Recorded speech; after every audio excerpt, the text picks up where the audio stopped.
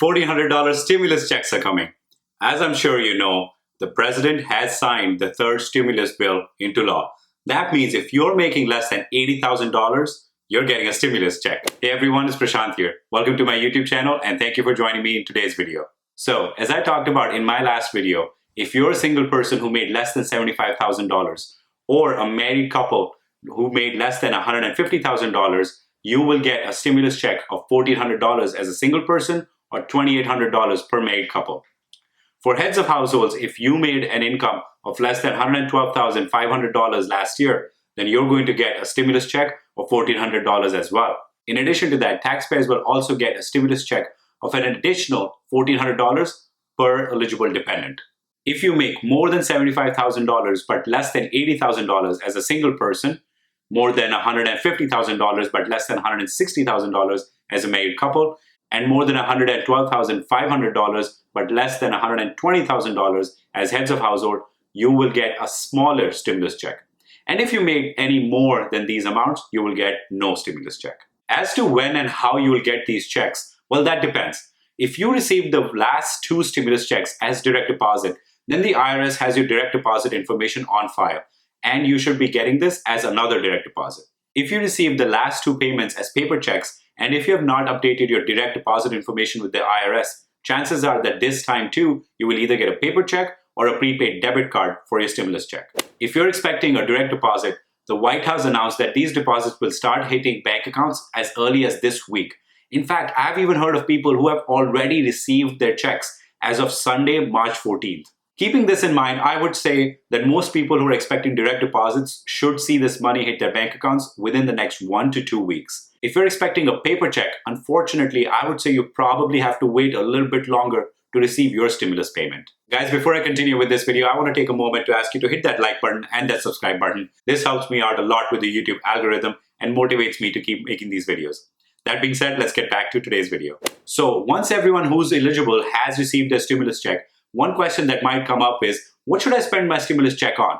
Well, the answer will be different based on everybody's personal financial situations. But in general, here are my thoughts on the matter.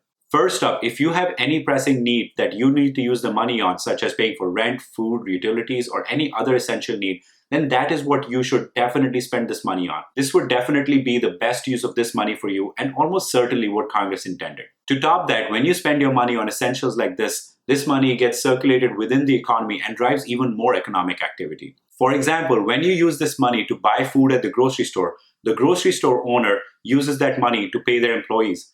Now their employees might use this money to pay rent to their landlord, who might use this money to pay his handyman to do some repairs. And that handyman might go back to the grocery store to buy more food. And the cycle goes on and on and on. Now, if you're lucky enough to not need this money to meet your basic necessities, you have a couple of choices. The first choice is that you could use this money to buy something non-essential and get the money circulating in the economy again, like we just discussed. The second option is to save this for a rainy day.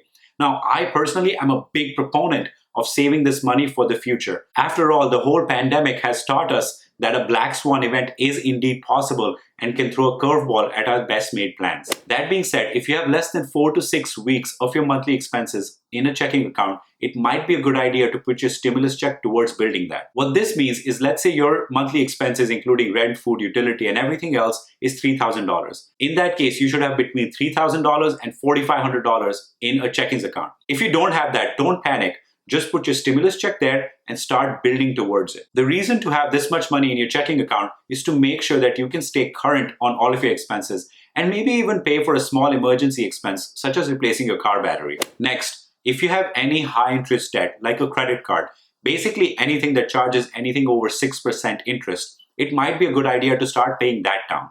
Now, you might be able to make more than 6% if you invested the money in the stock market, but unfortunately, gains in the stock market are not guaranteed. Investments in the stock market are just as likely to go up as they are to go down. Paying down high interest debt is always a good idea to stop the interest from accruing and increasing the amount you owe. In addition to that, paying down debt will help increase your credit score, which will be very, very beneficial to you over the long term. Next, if you already have 4 to 6 weeks worth of expenses in a checking account and you don't have any high interest rate debt, now it is time to think about your emergency savings. If you don't have an emergency savings account, I would highly recommend getting one now. This needs to be a bank account separate from your checking account. You should Google a high yield savings account and choose one that is best for you.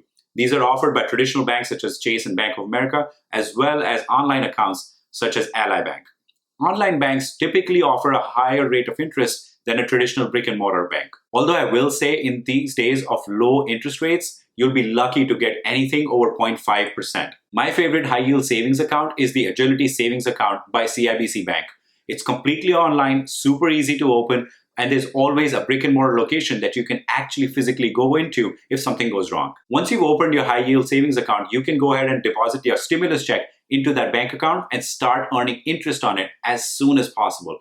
On top of this, you should try and make a habit of putting away a certain amount of every paycheck towards this bank account. Your objective for your emergency savings fund is to build it up to 3 to 6 months of your monthly expenses.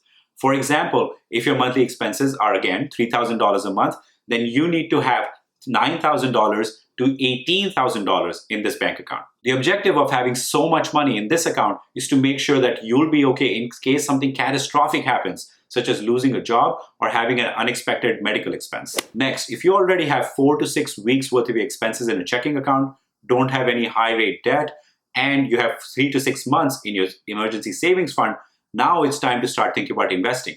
The first thing you need to do in this scenario is open your Webull account using the link in the description below and get your 2 free stocks when you deposit $100 into the platform, each of which could be valued up to $1,850. After you've done that or opened a brokerage account with any other brokerage, it is now time to start thinking about investing your stimulus check. Now remember, risk is inherent in investing and your holdings might go down in value.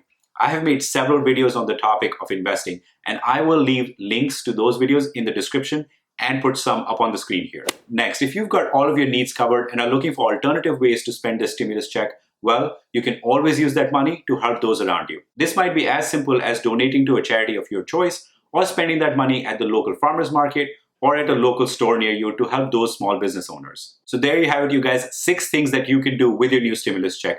I hope you really liked this video, and if you do, please hit the like button and that subscribe button and hit the bell icon to be notified instantly when I post a new video. I post at least one new video every week with great new financial content, and I would love to see you back here. Also follow me on Instagram and Twitter where I post weekly. I will leave the handles to those in the description below. Thank you so much for watching, and see you next time.